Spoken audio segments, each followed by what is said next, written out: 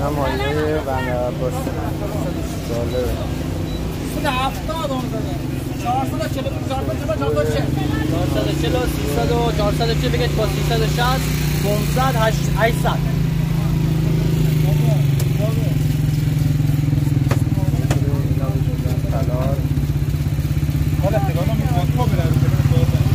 سلام کیلو چند آقا؟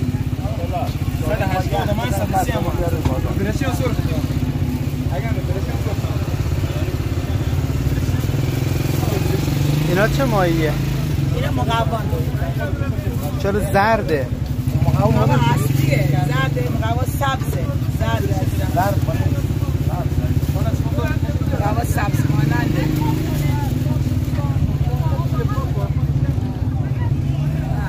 ادامه ماهی ها. آقا ماهی شهریه اینا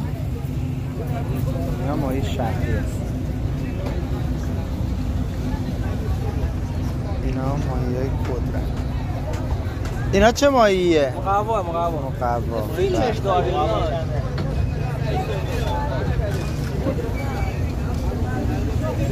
این ماهی حبوره. اینها هم مقوا. معلومه که فصل مقوا هست. این ماهی چیه آقا؟ زبون. این ماهی میگم ماهی زبون. خراب جای زیره نه. اینجا هم خرچنگ. بازار بسیار چیزی که نره ما نوده که مردم تازه نه زنده من توی یه خرطوم جون نره دست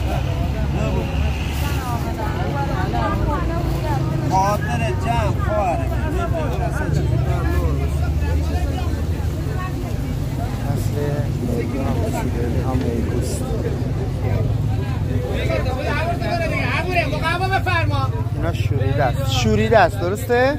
اینا کیلو 600 تومنه. کیلو 600 ممنون.